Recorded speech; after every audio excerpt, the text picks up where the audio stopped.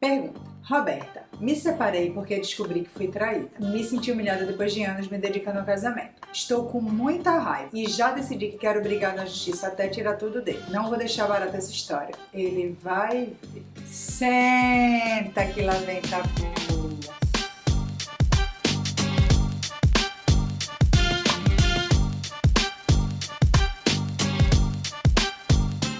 Epa, devagar com a dor que o santo é de barro, mulher. Eu quero te falar algo importantíssimo. Eu sei que traição é algo muito desgastante, que não é fácil de encarar, que deixa a gente muito magoada e que principalmente a gente fica com muita raiva, muita raiva. Mas é muito importante racionalizar as emoções para poder encarar uma demanda judicial. Vá por mim. Além disso, tem muita coisa envolvida nessa história e é extremamente importante que a gente consiga separar emoção da razão. Então, para início de conversa, eu vou te trazer algo que talvez você não saiba e que é muito importante antes da gente falar sobre esse negócio de traição. O direito está totalmente conectado com as relações e os costumes de cada determinado lugar. É por isso que em alguns países essa história de traição altera e influencia totalmente nos procedimentos de divórcio. Nos moldes brasileiros, que é baseado num sistema de civil law, o adultério não é mais crime desde 2005. Isso veio fortemente com a alteração do Código Penal e com essas questões relacionadas ao pagamento de indenização. Ou seja, existe um consenso jurisprudencial no Brasil de que o cônjuge que traiu não perde direito à partilha de bens e à guarda dos filhos. Mas o Superior Tribunal de Justiça reconheceu que, mesmo não sendo crime, a traição no casamento ou na união estável, ela acarreta um dano para a pessoa que sofreu. Porque a infidelidade é um comportamento indigno e aquele que é infiel acaba prejudicando de certa forma aquele que foi traído. Ah, agora eu entendi! Agora eu saquei! Marido ou mulher. Ou seja, existem algumas possibilidades da aplicação de penalidade para aquelas pessoas que traíram os seus companheiros ou as suas companheiras. Mas isso geralmente só fica dentro daquela margem relacionada à pensão alimentícia. Mas isso diz mais sobre quem traiu do que quem foi traído, entende? Além disso, existe uma tendência na justiça de não entrar mais nas questões de pormenores ligadas ao matrimônio. Isso é, coisas relacionadas à separação, à traição, esse tipo de coisa. Porque cada caso é um caso e ele precisa ser levado em consideração, entende? Porque deixa eu te contar um segredo. Existe uma vertente de juristas que acreditam que a pessoa traída pode pleitear alguma coisa, mas outros não. Os juízes que seguem essa vertente acabam arbitrando dano moral para poder reparar essa traição de alguma forma para a pessoa que se sentiu lesada. Isso porque eles acreditam que a infidelidade acabou atingindo a honra ou a autoestima social da pessoa que foi traída. Mas será que é isso mesmo que a gente deve levar em consideração quando a gente vai tratar sobre uma separação? Independente do motivo, será de verdade que a decisão de um juiz vai sanar aquela dor que você sentiu por conta da traição? E depois que sair a sentença, acabou? Tudo passou? O sentimento mudou? Mas Roberta, só isso? Eu não posso tirar tudo dele? Ou dela? Ou deles? Sei lá. Não. E sabe por quê? Porque o direito de um lado é o dever do outro lado. Então, vamos com calma com essa história de tirar tudo da outra pessoa por conta de vingança e pensar de verdade o que importa nesses casos de separação. E a guarda dos filhos?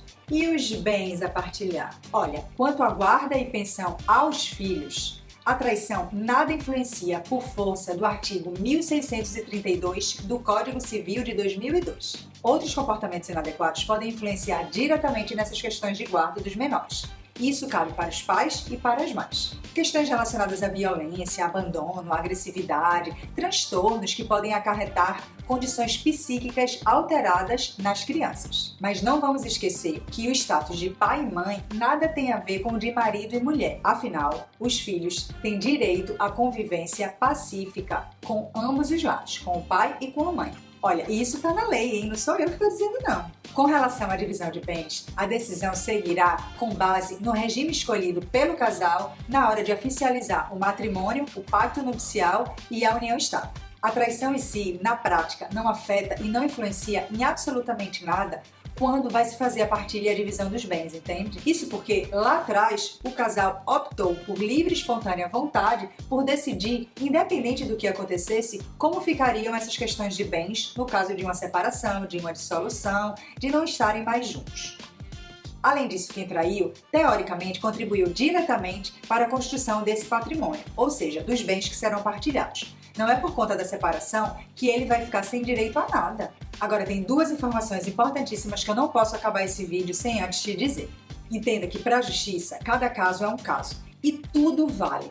Então, não tem essa história de que vai ser sempre a mesma coisa para todos os casos, não.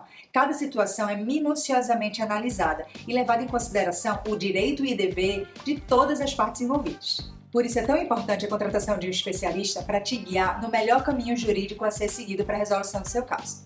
Eu sei que falar de traição nem sempre é fácil e que dá mesmo na hora da raiva vontade de brigar, complicar, tornar a vida do outro mais difícil, eu sei. Mas eu também preciso te dizer que o que está em jogo são relações familiares e o direito leva muito em conta isso.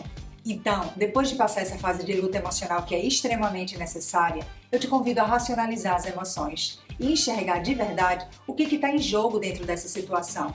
Porque eu estou falando de relações. E nem sempre a gente vai poder romper com as relações que a gente construiu ao longo da vida.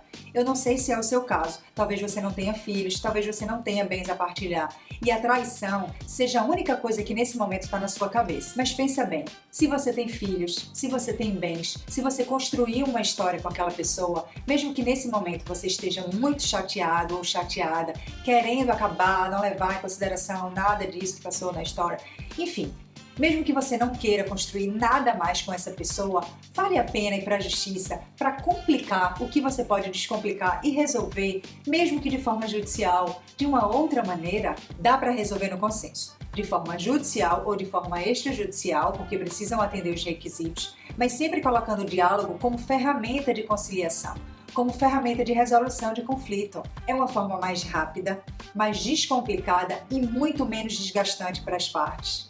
Afinal de contas, você não vai estar sozinho. O advogado especialista vai estar ao seu lado, te orientando para todas as questões relacionadas à situação. E aí, essas informações foram úteis? Deu para descomplicar um pouquinho? Dá um like aqui, um joinha para ajudar o canal.